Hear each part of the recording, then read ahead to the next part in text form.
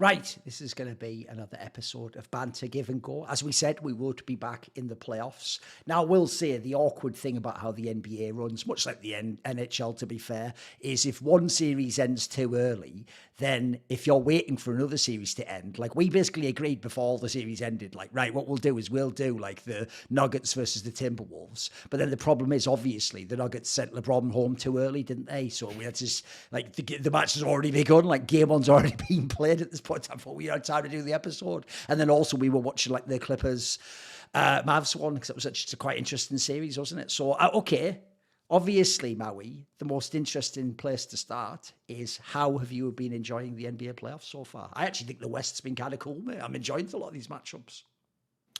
It seems like the big narrative that's surrounding the league right now, and something that I've unfortunately had to face firsthand as a Warriors diehard, is that if you've got an old roster, I feel like your team's just behind. And I've kind of like, but so the way I've been enjoying it is kind of in this sense that we have to let go. We have to let go of some of the years past stars.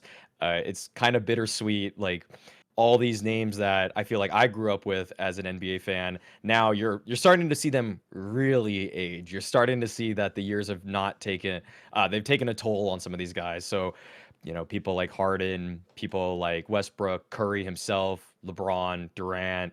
Some of them, they still have game. Don't get me wrong. Like they're still very skillful, but the way I've been enjoying it is just that okay, it's time to welcome the young bloods. Like that's kind of where I'm at with the league right now. But it's fun. It's fun. There's a couple different play styles. I think what's cool about it is that people have sort of moved past, in general, the sort of like everybody's mimicking the Warriors and trying to copy that space and pace kind of style of like either threes or taking it to like the money ball level that the Harden Rockets did, where it was like you're just like either trying to shoot threes or only trying to shoot layups. There's a lot of people with good mid-range games. Like that's something I've really liked about these playoffs. There's some really good talent to enjoy the game the way I guess it used to be played.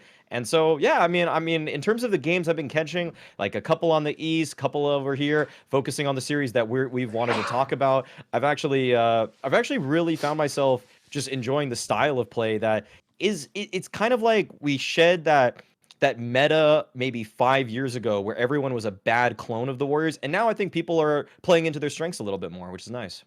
I even think the most bizarre thing is it just shows how, there's like that saying, history repeats it. It doesn't, but there's a better quote that goes, it doesn't, but it rhymes. Like sometimes it sort of has the feel of something you remember. Well, what's mad is if you watch right now, not only is this like the NBA I remember from past decades, where the West is always way more loaded than the East, and the East is essentially like the top two teams maybe can be really good, but you have to hope they sort of make it through the gauntlet. But even more so, dude, bear in mind, obviously in the modern day, there is no grind out half court basketball. At the same sense, right, if you watch the West now, you also can't just have two stars in the West and win. You need like that whole like bench where everyone scores double digits and people can score the three ball. But if you watch in the East, bro, the whole East is like what, like Jalen Brunson basically just goes off by himself, like the fucking Tyrone Maxey Yeah. guy who isn't even a superstar, almost carried that fucking team through. Like you actually, and it's weird, you almost have like a mirror a little bit of what the old style used to be, which is why, by the way, I actually will never understand, as a quick note here, why people are so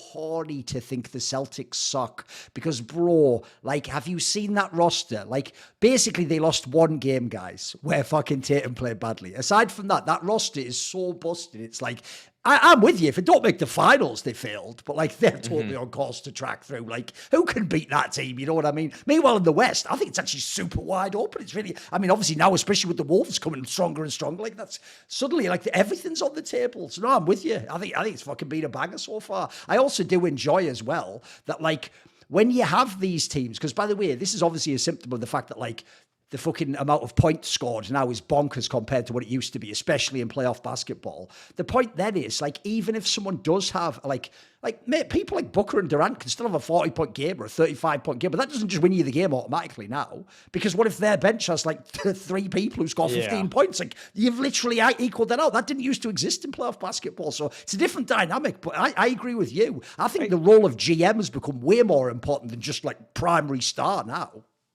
I feel like the floor of an NBA player might be the highest that I've ever seen. There's just like before it really did feel like you would stretch your roster pretty thin to have 7 guys you'd want to put on the floor back in like the 2000s, because like your eighth guy, sometimes the dude's just a bum. Like he can barely do anything. It's like he has like one trick that he's good at. Like you had those defensive specialists or like the corner 3 guys, but it's like these rosters just come across so deep. Even like the 6th best player on the Mavs is like legitimately really good. If you transported him back 20 years, you'd be like, this guy's the 2nd or 3rd best player on a championship caliber roster. There's so much skill that's just the team, or the league is just loaded with at this point, that like, yeah, there's always a possibility that bench is well put together. And I feel like also coaching efforts are much stronger, where they're not just For throwing sure. guys out there. Like they've really tested their lineups in terms of what they've gone through the regular season. Like when you watch teams in the regular season, sometimes you get these assemblies of players and you're just like, this really isn't working.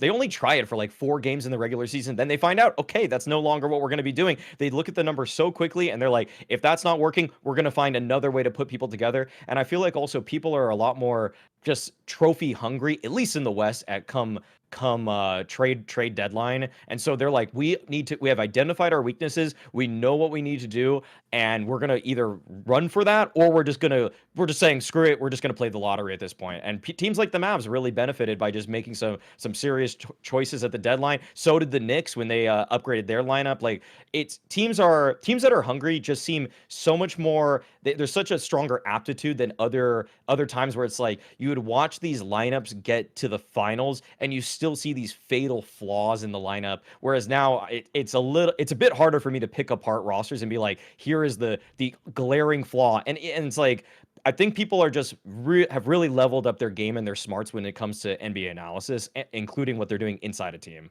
It's also, though, because people do just play offense largely now. It's just people running up and down the court shooting it. There's not really that like Yeah. grind out game, like I said. So to me, Yeah. the other thing is the guy who is the 5th or 6th best player now gets way more shots than anyone did who won like those old championship rosters. And so I have to say as well, that's one thing I would say about the legendary players that are going out. It isn't, by the way, that they couldn't still win the championship. Like if you watch me, Kevin Durant could still win the championship. LeBron could still win the championship. If they're on the right team, the difference is, though, they can't just be like, well, I've got him, so I'm going to be in the fight. Like that doesn't exist now. Like, it's not even plausible. In fact, I'll even go one further. The reason why the most deceptive thing about people like Durant's game is if you go and look at his numbers and his like breakdown, his like point totals and the fucking stats, like what do you call it? The percentages, rather. If you watch the percentages, it looks like totally normal, right? It's just hitting all of it. No, because here's the difference I noticed with the old heads now.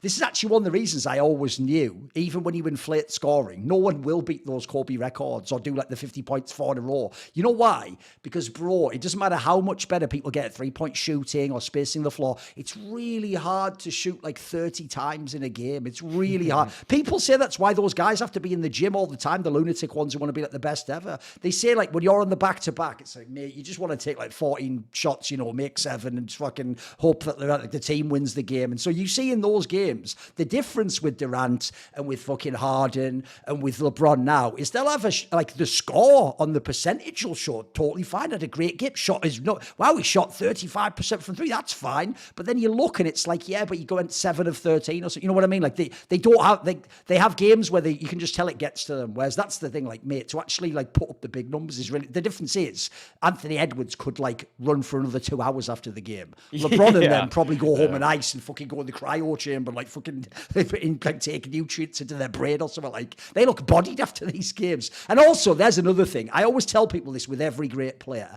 Every time you think like, nah, he's still pretty much, 85% of his best. Just go watch some old highlights. Like pull up like one of those mixtapes of like 2014 Kevin Durant, and mate, his first step. Like this guy, he would destroy himself one-on-one now. Like you understand how fast he was. Like you couldn't guard him. Like now he's a brilliant shooter. He's got a brilliant mid-range game still, but one, he can't shoot 30 shots a game, and then also like he just has the shot now. Like if you match him up with people more athletic, like that does neutralize you to some degree. Oh yeah, that's why people like Anthony Edwards are just taking over right now, where they have the skill, but they are so explosive. Just it's like being younger now. you get all the physical gifts of what people had in the 2000s, where it's like, people in their young 20s, they're so much more athletic, they're going to jump higher, they're going to be faster on that first step, but they might not have all of the shot mechanics. They might have they might need to expand their game a little bit more. I feel like people have just, I don't, the coaching's probably leveled up at a lower level also or something, because if they're churning out people like Anthony Edwards. I guess they're not churning them out. Like he's a sensational player and one of very few in the league at that level, but it's just that they're reaching such a higher skill level so much earlier, it feels like, than they used to back in the day. And maybe I'm just getting maybe I'm overrating the rest of the league because of people like Edwards, but then I also think of people like Tyrese Halliburton on the Pacers and what he did to the Bucks, where it's just like, this guy's making so few mistakes. Like he's so he's so good at preventing himself from just making a bad pass. He plays well within himself. And people like Jokić and Doncic, who have kind of just slowed the game down for themselves. Like there's so many ways where I look at like the cream that rises to the top in this league just feels like it's much wider. It's just there's a wider breadth of it, whereas before it felt like the elite few back in, say, 2014 or 2015, it just felt like it was I don't know, you kind of like go down the line. Like remember when the Hawks got like 3 of their guys into the All-Star game, and it was like, dude, none of those guys would be all-stars today. Like at that skill level, it just feels like now there's way too much skill across the league that even people like that would just be like, what? Why did this guy even make the all-star team at all? The only thing is, though, like obviously, let's talk about some of the series, etc. Because I actually do think let's do the Clippers Mavs one, and then we'll go into some of the other thoughts. Because obviously, the other one's ongoing, right? I have to say, what's crazy is, first of all, this was one series I made the mistake of betting on. And if you don't know, looking back, that was such a massive mistake, because basically this is one of the only series I've ever seen where like there was no way to ever predict any of these outcomes. Like literally there was no rhyme or reason. Like for example, the series started out with like Doncic was cooking, and then he looked amazing, and then maybe the Mavs are really good, but then all of a sudden like the Clippers were sort of keeping up, even though they only had Kawhi for like here and there and in and out. And like you looked up, then suddenly Harden was like fucking actually like glowing up like a mad motherfucker. If you don't know, I mean, basically, he was like being brought into the lineup as the season went on. Eventually, he had to just carry the whole load because obviously Leonard was out. Westbrook was playing like shit. But what's bizarre is you'd go and look, and there'd be games where like the Clippers would have games where people didn't, like collectively, people didn't even play that well. It was maybe just Harden. But they would be in every single game. It would be like right down to the wire. And then the weirdest thing of all is you have to understand, if you don't follow like the actual news of the NBA, that like Doncic literally is injured right now. Like that's why I'm pretty certain the Mavs cannot win the championship. And that did reflect, by the way, because mate, like, I know he's injured, but like, bro, he did his best to fucking lose that series. Like, here's a stat for you. Are you ready for a stat and a fucking half, my G? So he made in the series 16 threes. He missed 51. Yeah. Right, oh, yeah. mate. He was chucking. He was just building a fucking hospital over there or something. But I tell you what, the Clippers were like, you know what, fair play, you're injured, so we'll just let you win. Because, mate, they all just gave up in those last, like, 3 games. Like, I cannot believe to a man they just gradually went. Like, I give it to Harden at the beginning of the series. He was carrying, he was doing the best he could. Russell Westbrook, by the way, I told you when we did that episode way earlier in the season, this was supposed to be the team where he redeemed himself, where he showed that everyone was wrong to cut him. He was like a pouty little bitch who just ruined the fucking game. Listen, Paul George is Paul George. We all know that. Kawhi Leonard is injured. But, like, that's why it's so sad, because I said I actually thought the GM of this team was genius, because since you almost know like there's some sort of like fucking death pact where there's no way Kawhi and Paul George can ever both be healthy for a whole playoffs, you know they're going to go out. So mate, the idea of having like Harden and Westbrook who want to be ball dominant just waiting to get their chance, that sounded genius. And the first half of the series I thought, mate, this GM's killed it. Harden's literally got his chance, basically he's got the green light. But I'll tell you what though, he's another guy where when you get him down to game 5 and game 6, he can't put the ball up anymore. He is an old ass guy, and he isn't James Harden that goes past you to the basket every time. So what's sad about this one is, like, I can't blame the Mavs overall. Like, injury to your best player, ball handler. But, mate, the Clippers really could have stole this one. Like, this roster, even with all its flaws, like, was that fucking close. It was wild.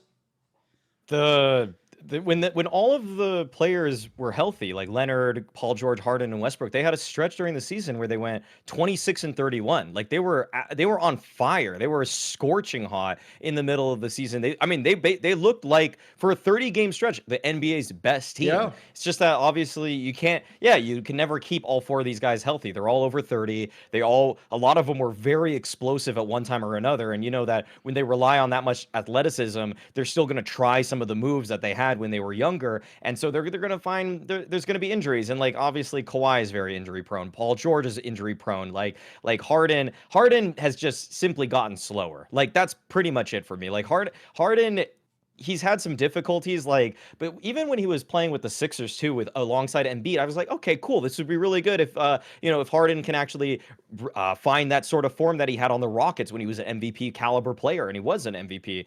But it's just the reality of it is that Harden is still just a one side of the ball player. Like he does not really play defense.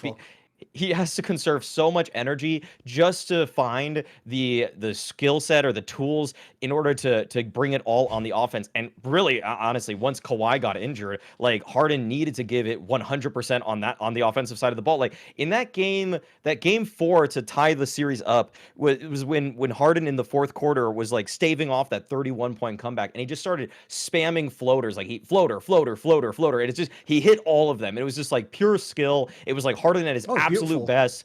It was seriously like a sublime performance from Harden, but it's also like that felt that was like one of Harden's best playoff heroics I've seen. And it was weird. Yeah, exactly. Being that clutch, because I remember so many times in those Rocket series the way he would crumble over and over. Like he was a notorious playoff crumbler, especially against the Warriors when they were in their Dude, prime. that's the one that's so gross, because you know when all the LeBron fans go, "Oh, the Warriors didn't even have any competition." Bro, the Rockets were supposed to beat them that year. Do you not remember that one? Like they had them by the balls. But everyone deletes that memory, don't they? They act like that Rockets team didn't win like 60 games or something. What are you talking about? And that was when Durant was injured in the series. Yes. Durant was injured in the series. They lost. They made their team short. Like it was short-handed team just to fit Durant, and he wasn't even playing. It was Curry that just went supernova against the Rockets. Yeah. But beyond that, I like one thing I really wanted to address was Kawhi only played 2 games in this series. He played game 2, game 3.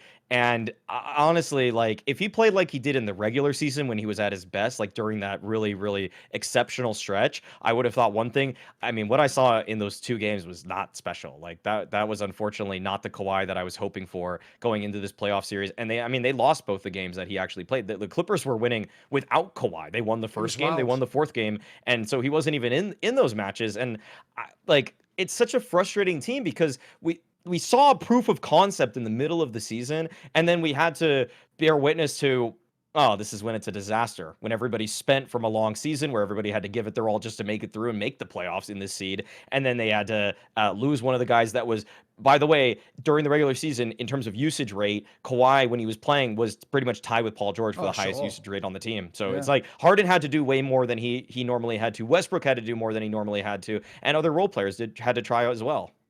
And then I've also got to say the obvious problem is, whereas a lot of players in the NBA are offense-based, you're relying on Kawhi Leonard to fucking help lock some of these motherfuckers down.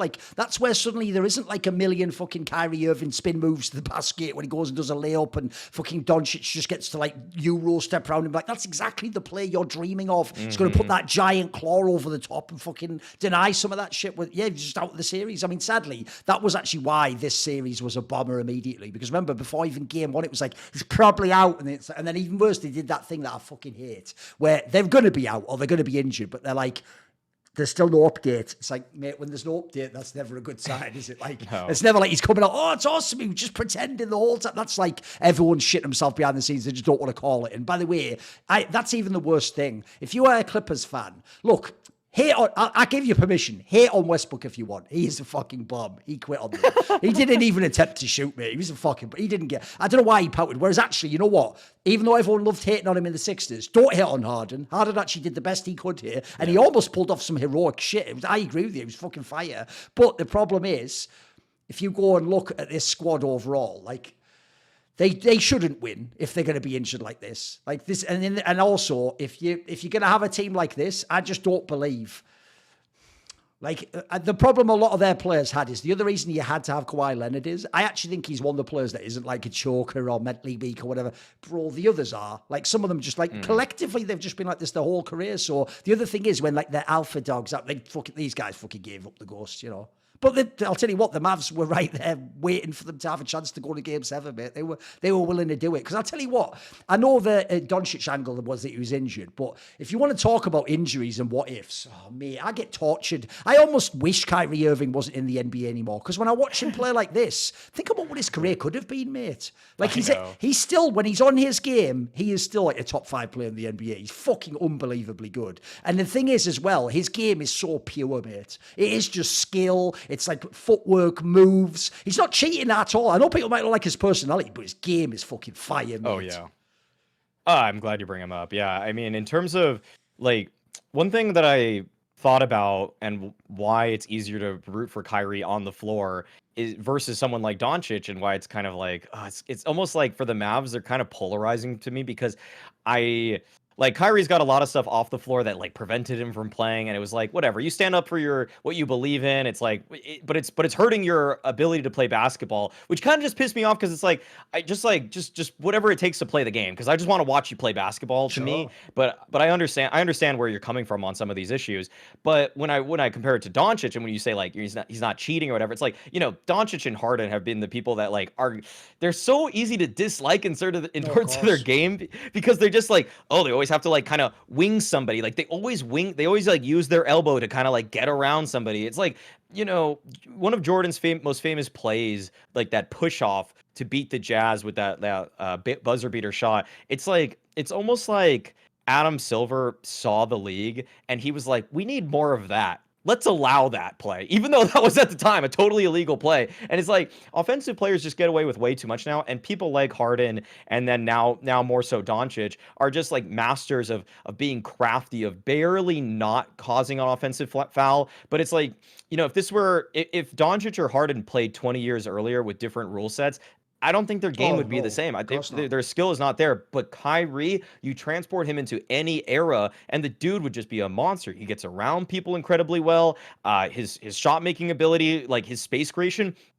One thing that I thought when I was watching the Mavs in the regular season was I was actually kind of thinking to myself, like I kind of feel safer when Doncic is holding the ball because I feel like he's less error prone. He's generally going to make like some nifty passes, smart decisions.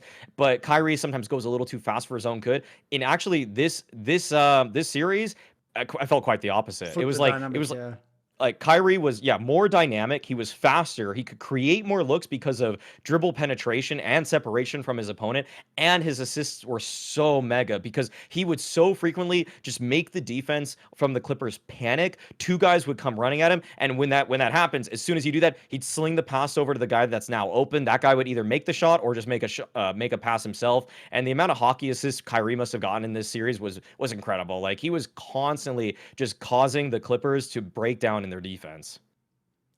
The only thing is, though, I actually do think also, sadly, people aren't going to want to put them in that category. But absolutely, the Clippers now, since this didn't work, I mean, you're already going to get a couple of seasons of this working. Like, they're actually in the exact same position, mate. They have, like, a deep team, but it's deep with, like, no fucking lifespan. Like, essentially, unless, like, everyone's healthy for next season, you already have to start thinking, like, if there's a trade to be made or if we can get picks or something, you probably have to start considering it. I read an article that the team sources actually are saying that they're not really looking to make many changes for the Clippers. Bold. And I feel I'm so scared people get injured again, though. You know what I mean? How do all four people not get injured?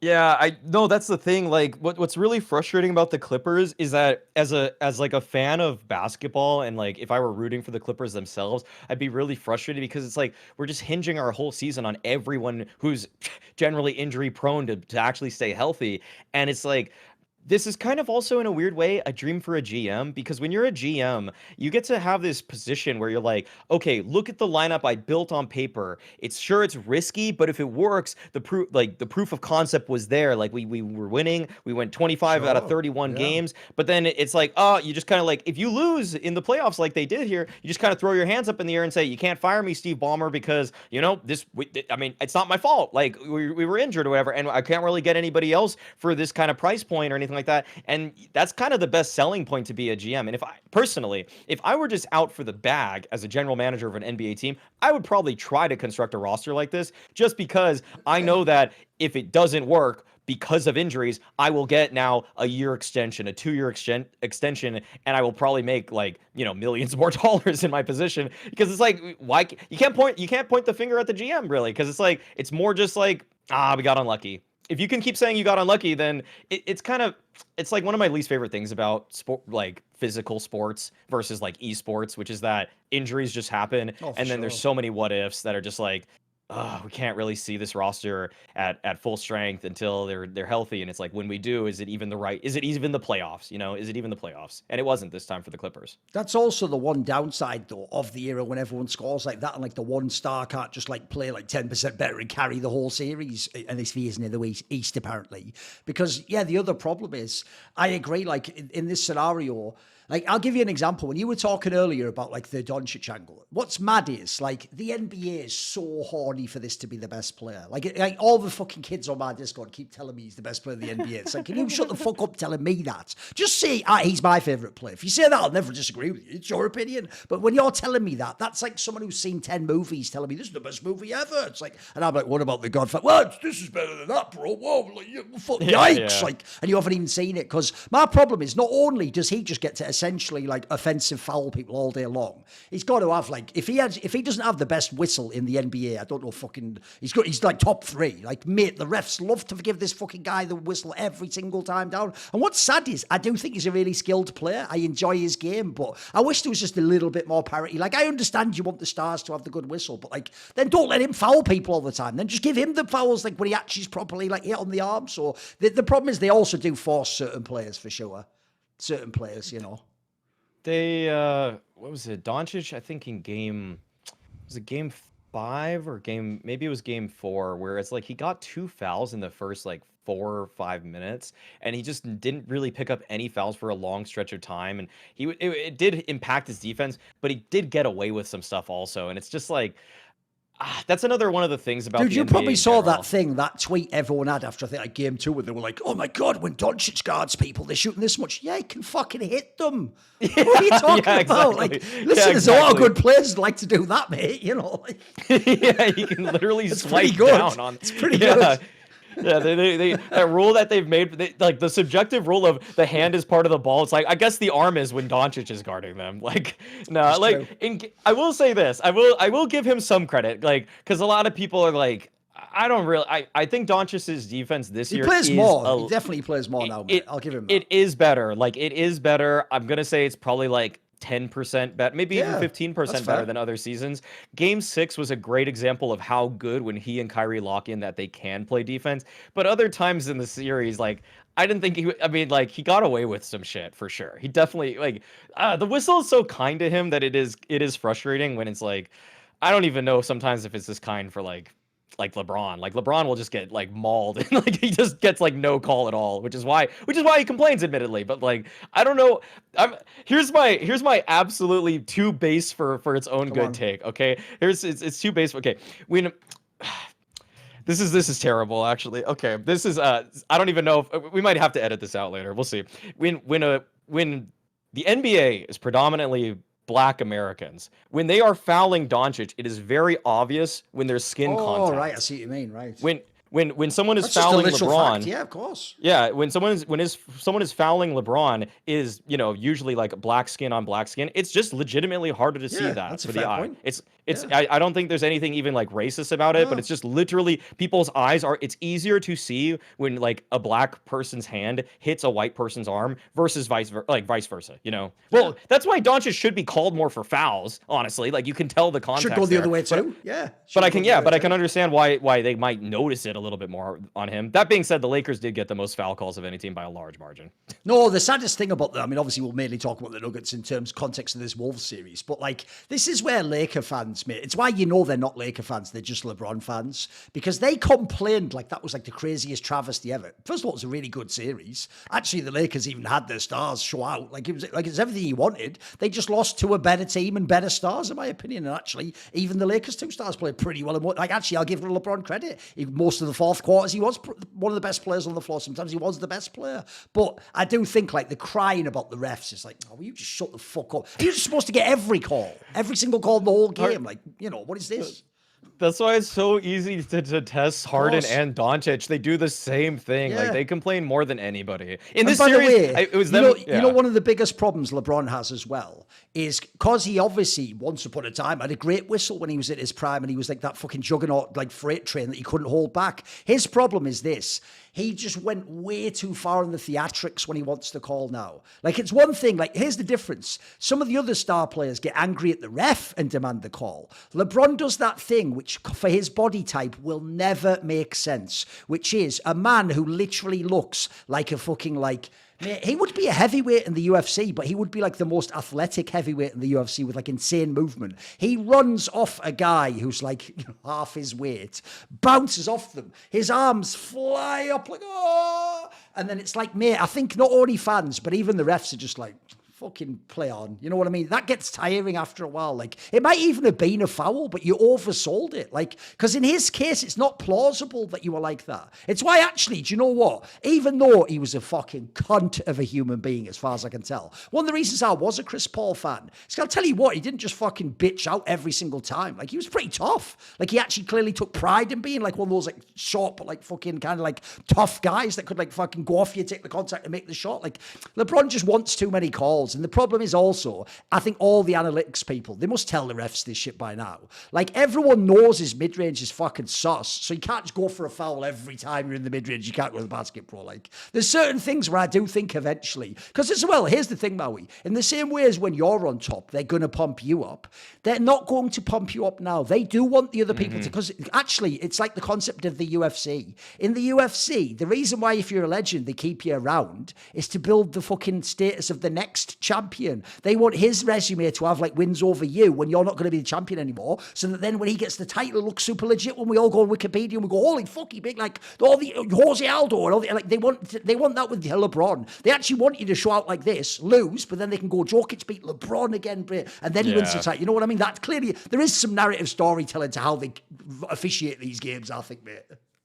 Yeah, definitely. I mean, I hate that it does seem like it is narrative driven sometimes the way the whistle goes in this sport. Like it's one of the worst aspects of it, but I feel like just like to remark on the LeBron complaining thing though, the way that he just kind of like throws his body or anything like that, like it's just so comical that like LeBron is like the most he's probably at the time when he was the best player in the league, he was like he was one of the, I would just say like 10 most athletic people on the planet. Like he probably is one, and also in terms of size, like Roman gladiators back in the day who were just like fighting to the death were like 5'8", like on average. LeBron is like a foot taller than him, and just imagine like the Mountain from Game of Thrones just like flailing his arms if someone just like hits him barely. It's just like they're the same height, by the way. The guy that was the Mountain and LeBron James, like that's again like on TV you might not notice this, but in person like LeBron is literally like he's a superhuman. Like it doesn't. Dude, there's a great line that Wilt Chamberlain had. He said, "No one cheers for Goliath." It's a fucking banger line. Yeah, exactly. That's why LeBron, that's why no one gives you the call anymore, mate. Like, no one wants to feel sorry for you. It's like, shit. Right, what about, go then? Should we go on to the Nuggets, Wolves then? We could actually, well, little things that I'm kind of like keeping my eye out for as the Clippers move on, because I'm not gonna, because we decided we're gonna focus more on the T-Wolves versus the Nuggets and that series. I wanted to say like the thing about the Mavs moving forward is that I'm really curious for like with how Kyrie played and Doncic being a bit hindered. I don't think that they're gonna necessarily make Kyrie the focal point of the Mavs necessarily, but this is kind of becoming a bit of it's almost like the Durant Curry situation for me a little bit, where it's like Doncic is like the Mavs fan favorite. Everybody chants MVP when he's at the line. But if Kyrie is better in some of these series than Doncic, which to me, even though Doncic technically had more points than Kyrie, it's like he played more minutes and a much worse efficiency than Kyrie. It's becoming one of those things for me where I'm just thinking to myself, like, how does the narrative change for the Mavs if Kyrie actually does prove to people that?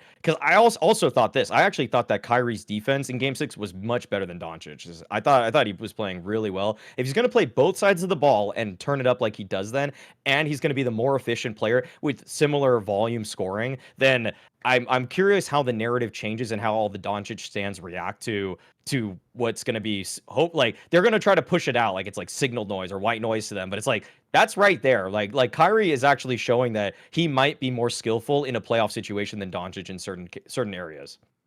That's why, actually, I think the most fun part of that next series is just it's Irving against SGA, isn't it? That's the fucking fire matchup. And here's the difference. This is why it's so tragic that Kyrie had all these injuries pretty much almost every season. Because Kyrie isn't even that old, guys. He isn't at the level of the Durants now. He's still, in theory, this should be right smack bang in his prime. So I actually think that's an really interesting series. He can definitely go head to head. But the SGA guy is the fucking truth, mate. He's mega.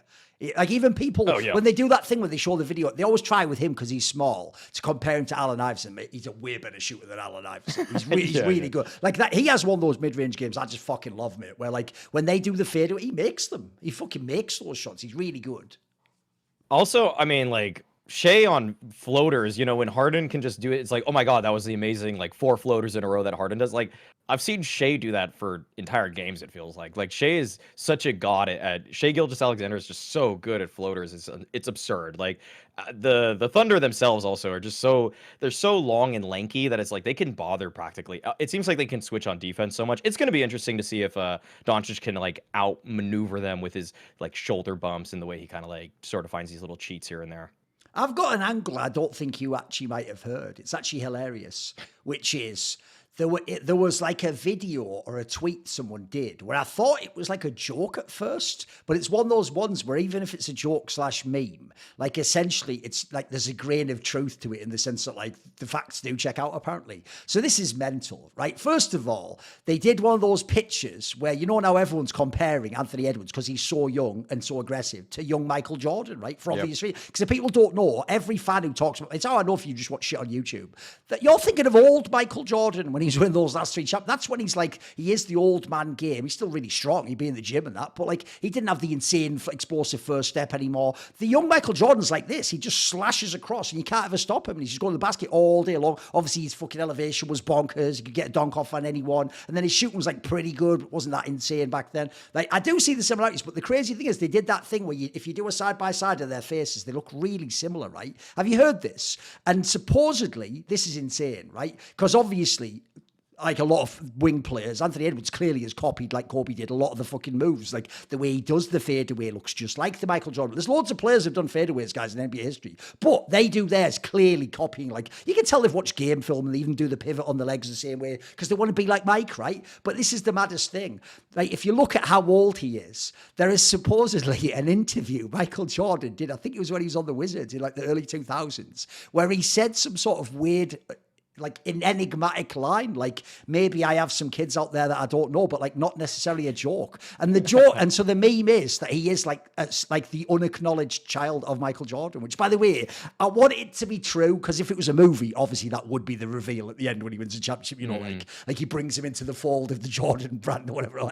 Because I have to say, it would be so fire. Because actually, that's why when you were going earlier, you were cooking a bit too much there. Because basically, you were making it sound like there are like 5 players like this. Like, mate, I don't even know if there's 2 players like this. Like, bearing in mind, this is obviously, so far, we're only on the second round. Like, the globe might just be over, who knows? But the difference is, like, it's not just even, like, forget the stats or any of that shit. Like, just the way that he actually plays and the way his game looks is actually fucking bonkers. Like, he actually does for real look like he could, like, essentially, I mean, put it this way, from next season onwards, if he plays like this, he will be an MVP candidate. Like, literally for real. Like, like it'll be like between him and then Jokić and SGA and like maybe Doncic or something, depending on who's it. But he'll be in that, like, he looks like he's ready to take the NBA over, mate. For real.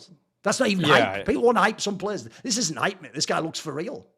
Oh yeah, yeah. I mean, people on my stream were asking me like, okay, what do I think about the MVP conversation with the NBA? And like, I would basically say at first, well, I feel like it has to be someone like Jokic, maybe SGA, but then like I would want if I just went off of the games that I've seen and the bias I have, at especially with what I was seeing towards the end of the season, because like the Timberwolves were the team that I was watching the most in the league beyond the Warriors this season because I was just super interested in their run.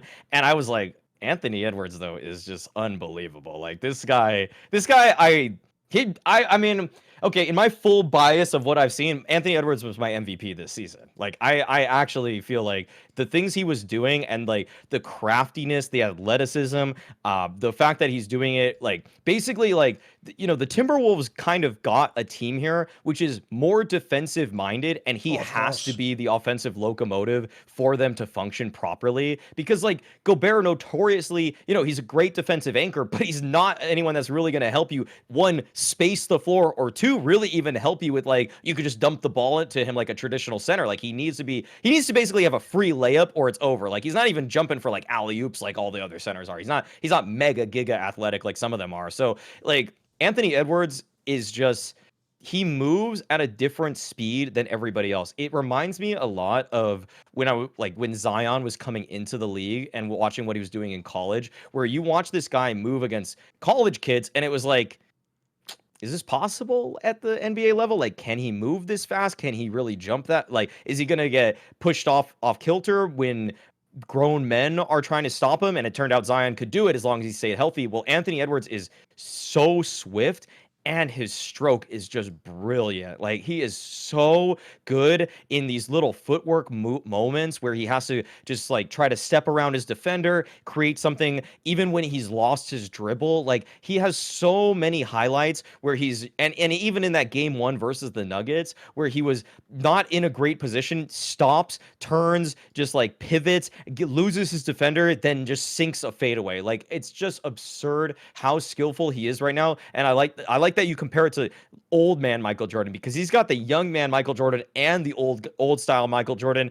I do feel like what I saw in this game 1 was a bit of an aberration where Edwards he's not this consistent at those kinds of shots, like with these super high. I don't think anyone can be, mate. Like that actually legitimately was one of the best like playoff games you'll see a player play in many years. Like that was a very, very good game. Yeah. For real. Yeah. So I doubt he can keep that up to that level. But if he's doing it when this like against the Nuggets, who right now are the favorites to get out of the West, then I mean, why can't he do it all the way? Here's what's fun though, the way that the Nuggets beat the Lakers. Because by the way, I'm just going to put this out there because I hate when people who otherwise like aren't idiots, but they get caught up in a silly media narrative. You know that narrative that people kept pushing of like, that the Lakers were leading for like 79% of the series, right?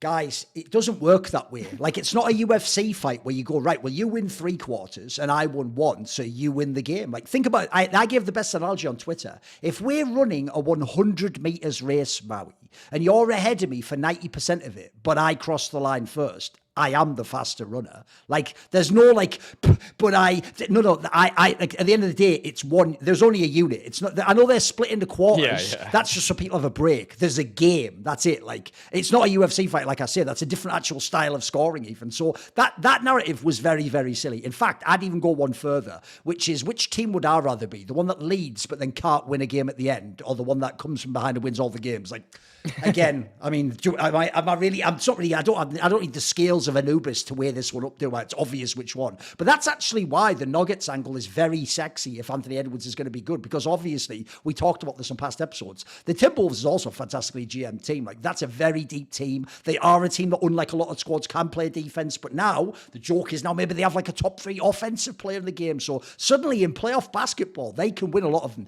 So here's what I want to see is, can the Nuggets do the same thing to the Timberwolves? Because I actually think the most interesting thing that emerged isn't just literally the shots that like Jamal Murray made. It's the fact that like, dude, this is what people never understood about that like classic Lakers that was the Kobe Shaq one, which is that like, obviously if you wanted like overall dominance, Shaquille O'Neal was the man, but Kobe was always the closer. And that dynamic was amazing because it meant you didn't have to force him to. Because I've talked a million times on all these episodes, Jokić doesn't ever want to. The joke is he actually is the guy where even though the vibe is he doesn't care about stats. His game is is a stats nerd's dream because he almost never has like bad shooting splits, for example. He almost never takes too many shots. But as a result, in the playoffs, there are games in the playoffs where you just take the shots till you win. You don't try to go, well, at the end of the game, like I lost, but I had like Durant did, like, no, I have the 50, 40, 90. But who gives a shit? You lost the game. I'd rather have 40%, but take 3 more shots, make one of them, and then win the game. What are you talking about? So, because that isn't Jokic's game, he's never going to be selfish, I can tell. He's one of those people who has the opposite mentality.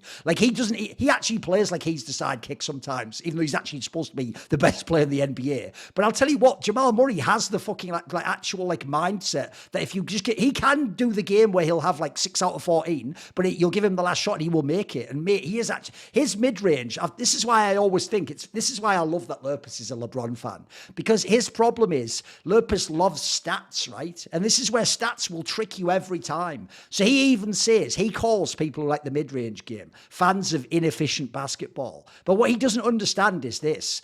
Where are all these 3-point game winners? Like, by his logic, they'd be going in all day long in the fourth. Mate, it's really hard. That same shot isn't the same 3-pointer at the end of a game 4 of a playoff series. But I'll tell you what, that mid-range that Jamal Murray can get off, that's like got consistency to it, mate. Like, that is like a flip a coin shot. So if you have a player like that, you can steal a lot of games. The Wolves could play better in this series, but the Nuggets can steal 3 games. Like, I think this series could be fucking fantastic. I know it hasn't started that awesome, but I agree with you. That's an outlier game.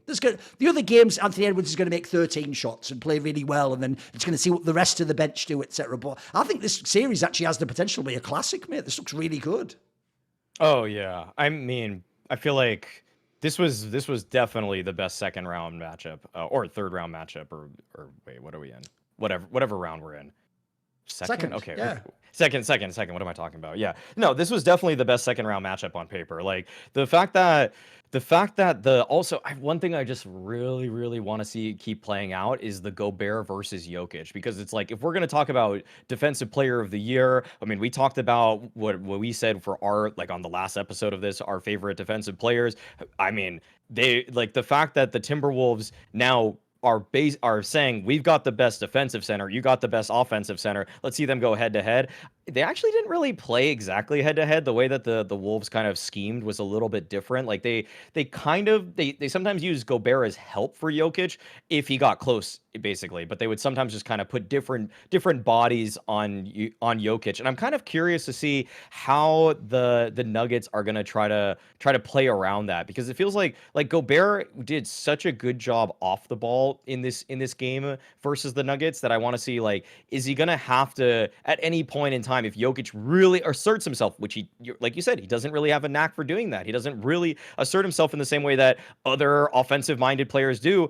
Well, then I hope we get more of the head-to-head, which we should be promised. Like that's what to me was promised when looking at this series matchup, was like, good, Jokić versus Gobert. Let's see them go head-to-head, and I want to see that play out many more times. Give me that for at least the whole, like, give me that for 7 games, for real. This is where I know who still watches basketball like it was WWE, because I saw all these crazy-ass takes, like, well, tell you what, Jokić doesn't have to worry now. No more Anthony Davis. Now he's just got to play against Rudy Gobert. It's like, first of all, that's mental. I don't know why you guys refuse to acknowledge that Rudy Gobert is really good. But also, it's the other way around, you idiot. Now he has like him and Karl Anthony Towns on the same team. Like, and they're a defensive team. Like, bro, that's harder. Because I agree, to pick up on what you just said there, I think that's actually how you beat the fucking Nuggets, is because Jokić is really skilled. But he is the guy who does the LeBron thing, which I actually think, by the way, this is why efficiency doesn't win you basketball games. I actually think the problem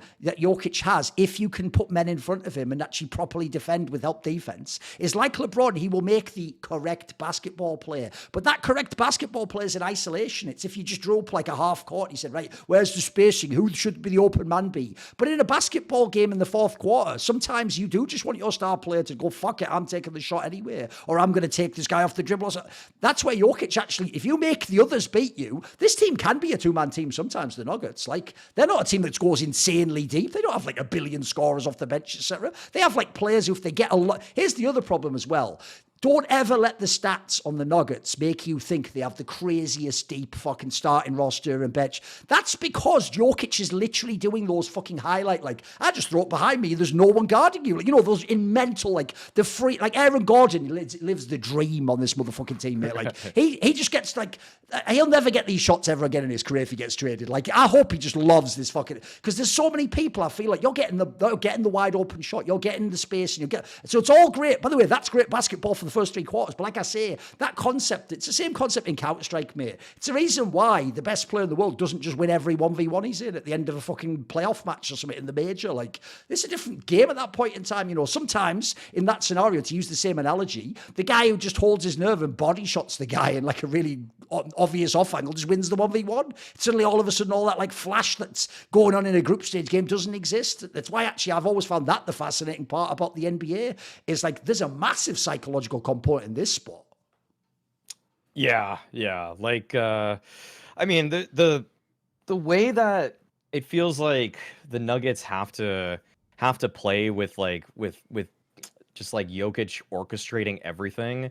It does feel like if like the Timberwolves have done in this one already and force other people to just make a couple plays, it's kind of like I don't know what the exact like perfect parallel to what you said is with like the flashy play versus like the sound play, because it's like Jokic does make a lot of the sound plays, but like, you know, in this one he had to do some tougher decision making. He actually kind of like sped up a few times and he turned the ball over a bunch. Like he actually had 7 turnovers in this opening game. Like it kind of feels like this is the first time I ever feel like I'm seeing Jokic just have to play outside of himself because he was a bit flustered by the defense. And I think that it's really going to go up to like Jokic himself and Malone to try to say, okay, what do we need to do to make everybody feel like they're in their comfort zone again? Because it's not like the Nuggets' run to win the championship was a cakewalk by any means before, but it was just that I feel like now that people are armed with the footage and film of how they like to play, people like the Timberwolves can counter a little bit harder than they would have in years prior, where it was like, oh shoot, it's just like, you know, everybody played catch up. Every time someone wins a championship, they get the most study. Their demos are studied more than anybody else, and I think that the Timberwolves are the benefactors of the fact of that. Just that fact. They've seen everybody when they were sitting on the bench last year or in Cancun. They were watching how the Nuggets were doing everything, and they thought of all these ways to craft and scheme against them. And now it's up for the Nuggets to kind of one up themselves. But then the other angle, obviously, is this is why you can't crown people after a good game, after a good series. Like, Anthony Edwards is completely cooking now, but I tell you what I'm waiting for. It's going to happen eventually. There's going to be the one game skid, or there's going to be the game where, you know, you just shot doesn't fall. And then, by the way, that's also where I love actually when teams like know how to play as a team. Like when someone's shot doesn't, make them take more shots. There you go. We'll just stand in front of you. You take all those threes, mate. There's going to be that game where you miss 9 of them. Like when that happens, let's see what the bounce back is, because that's the other cool thing so far is, yeah, he's got like the killer instinct and all that. But I also think when people say killer instinct, that's why I always keep stressing like inefficiency sometimes is how you win a basketball game. Dude, another thing about when you call people chuckers in the NBA is there's not many people have the balls to chuck, mate. When you're actually missing and you know there's going to be a film review the next day where your coach is going to pull up all these players where you don't make the right basketball play and pass and you just chuck a shot and you miss. Not a lot of people have the balls to be like, I'm going to take the shot anyway. Like he might do it. So I'm hoping that I can actually see that. But I feel like a lot of that's why when you say about like the coaching taking over, I actually feel bizarrely, even though people think like superstars can like counteract the coach, like what happened with the Sixers, etc., LeBron. The difference is those are like incredible egomaniac players. There's a lot of like really great players now, like the Jokic's of the world, that don't seem like they have a massive ego, and actually they do stick to the game plan. And their coach gets a lot of say, much like our beloved Counter-Strike, gets way more say in how you play and who gets shots and what the rotation is. So I also feel like actually coaches have, in terms of like in-game stuff, have more control for me. They come up with all the matchups, the schemes, the rotations. I feel like if you're like, because in the NBA, you get so many different options for how you want to defend too. And like for example, if the Timberwolves just decided like we're gonna stick Gobert full time right on on Jokić, I feel like it could have been a different game than now. It was like kind of they took turns. Like sometimes Cat was defending Jokić, sometimes I think Jaden McDaniels picking him up. Naz Reid definitely picked him up a handful of times too, and played him off. Made him force him to dribble it kind of towards Gobert. Like it's really interesting how those kinds of schemes play such a huge role, and I think that's kind of like what the allure still is of the NBA to me. When it felt like everybody wanted to copy the same offensive guidelines, like it was like, how do we defend this? And I think people are now getting craftier and craftier with new ways to use their pieces to the maximum effect. And it's like, well, I think the game one game plan was overall stronger for the Timberwolves, with the except like Anthony Edwards had an outlier of a game in terms of how sick he was here. But at the same time, like they played a really, I felt like the defense was very strong versus the Nuggets through most of that game too. But actually, that's also why on the Nuggets side, I'm also very interested, because I don't feel like any time I've ever seen in the NBA, Jokić ever have to have like the you must carry the whole game. I think he just plays, he is just a maestro. He just plays like a really great game from first quarter to the fourth. He distributes, he makes loads and loads of shots, he's super efficient, he has all the post moves, etc. But like, I never feel like I've ever seen a game where I was forced to gun it. And so I actually think this could be the series, mate.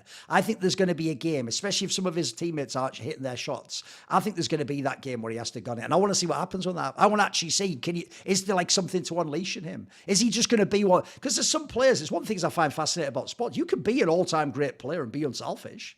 It's a style of play too. The problem is, though, the reason I don't like that, I mean, obviously this is an entirely biased thing to my personality, is I'm not someone who plays well with others, usually, Maui. I don't like to trust other people too. Like, I am like some Kobe shit. I'll give you the ball if I think you can make the shot. If you can't make the shot, you see it on shows, mate. People are boring. It's like, right, well, you can shut the fuck up because I'm taking over the fourth now. It's time for me to entertain, innit? Like, I have to make it work in the end. So that's the difference. I have admiration for the people who play the right way, but I also do think sometimes, like, here's the problem I've always had with people like LeBron. I'll phrase it a million times over differently if you want, which goes like this. I just can't be the guy who, when I put my head on the pillow at night and we lost the series, knows that some guy who will never ever be remembered in history missed those shots. And I gave him the shot. Look, they're wide open in practice. He made them. Blah, blah, blah, blah. It's like, I can't be the guy. In that scenario, it's like, you know what? Hate me forever that I missed him. But I tell you what, when I put my head on the pillow, I missed him. Easy to go and sleep. See you next season. You know what I mean? That is who I'll always gravitate towards. It's why I actually always said I do think Jokić was the MVP all these seasons, because I think if you like the purest aspect of basketball, he's incredible. But I'll always be biased if they can play to the Anthony Edwards, the Kyrie Irvings, the Durants of the world, if they're actually on their game, because like I do also like the aesthetic aspect of just being able to have all the shot. But like as you said, with Anthony Edwards, it's just that he makes the shot. Yes, the shot package, and bro, isn't he like 25 or something ridiculous? Like he's too young. He's too young. Maybe Edwards 22. Oh, he's 22. It's unbelievable. Yeah, no, he's insane for his age. Yeah, no. Yeah, I think this is going to be a really cool series in terms of like what kind of shot creation Jokić can do, because like, you know, when you're bullying, you know, some random center like an Adebayo type or whatever it is, like you can, even though he's damn good, like he's not Gobert, and that's where I feel like it's gonna really put him to the test, and that's why like I'm just really curious for the rest of this matchup how it's gonna go with Jokić and like just purely shot creation, because so many of the best moments for Jokić over the last couple seasons have been more about creation for others, creating space, and less about like he has some really kind of herky-jerky motions that it's like, how did he actually get the ball in right there? Like it's just almost sometimes like it's just a heave and a prayer for Jokić, especially from the outside. Like his 3-point shot like was not falling. Well, his mechanics also look ass, don't they? Like even exactly. Even on his 2-pointers, it just looks like he's doing a shot put or something, doesn't it? It's so bizarre, but he's so good with it though.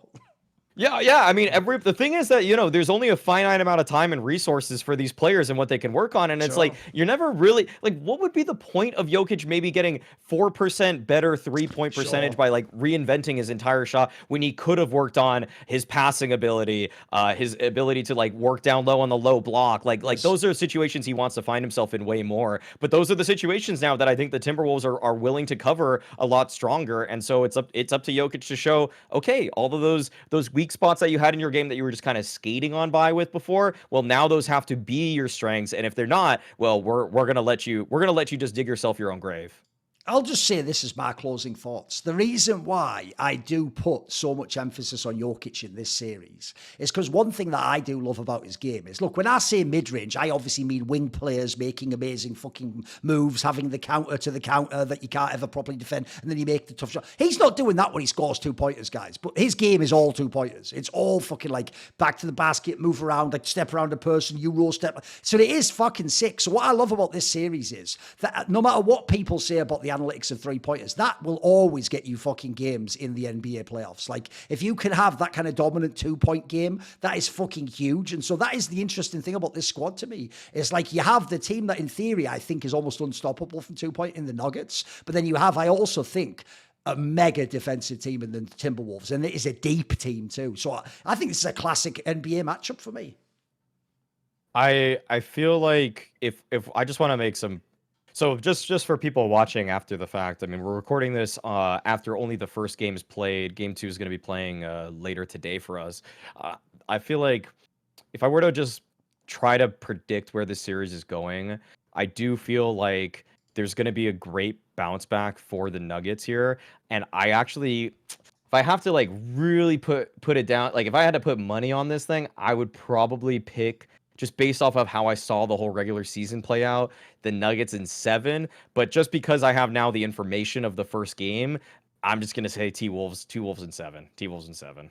The tough thing is, I do think, like, I can't even believe I actually saw people like, wow, now the Nuggets are going to get swept by the Wolves. Like, what are you talking about? No, those are just like the worst people that are on the internet. It's like, by bro, far. it's like, you know, that's like some I remember my first base shit. It's like, come on, mate. Like, there's like I just said, guaranteed the Nuggets are going to make this an interesting series. So the thing is, like the historian in me tells me the veteran wins and Jokić should be able to get it done, and enough of his supporting cast will do it. By the way, Jamal Murray won't play like that in game 1. In game 2 as well. That's another thing I don't even worry about. So he'll course correct. I actually think that's why I said the other angle people aren't yet looking for is what happens when there's a bad game for Anthony Edwards. That's when it starts to get spicy for me, because one of the teams I can rely on, listen, I still don't think they're like, I do think last season, that's why I told you the Celtics not making the final ruined the fucking NBA playoffs that season, because it does mean that the Nuggets get sort of their fucking vitality, sort of patty cake fucking championship. But this time around, that's not going to happen. Like, the Wolves one already is a banger series.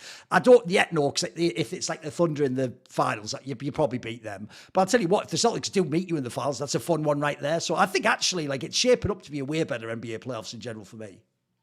Oh yeah. Yeah. I'm definitely more excited actually this time for. I honestly, this round matchup to me is probably, I don't know, it's probably in terms of competitiveness compared to last year. I don't think there was any conference semifinal game that I found this interesting. I mean, I kept my eye on like Warriors Lakers, but like, nah, I think Sixers Celtics last year was pretty good, but like this one, I just like how it just feels more like a chess match. I just feel like it's like, okay, how is Jokić gonna try to outplay Gobert? How are Edwards and Murray gonna play on the perimeter? You know, like there's so many little pieces too that I just feel like are like, these are just two very well GM teams that I'm really curious. It's like, how are the coaches? Like, the coaches to me are gonna be one of the biggest things here, because I think it's more about how you move lineups and what kind of rotations you use, more than even just like an individual, other than like the rare pop-off here like Edwards had. I just like the Nuggets to me aren't as much a pop-off team, other than it's almost like Murray's more likely for a pop-off than Jokić, actually, from what I've seen in playoffs before. No, Jokić is like the Tim Duncan. He's just super consistent. He does exactly what you expect. If anything, the only angle that stupid like angle of it, it's not Anthony. It's more like he doesn't have to guard Anthony Davis. That's the angle I give Jokić. Like, I'm not scared about Gobert like that. That's true. But then again, like, on the other side, the ball's going to be harder. So I think it's fucking, in English we say it swings and roundabouts. It's like, it's the same. It's just something else. Like, you have to harder job on one side and an easier job on the other side. Okay, how does that work out? So at the end of the day, you still have to be the best player.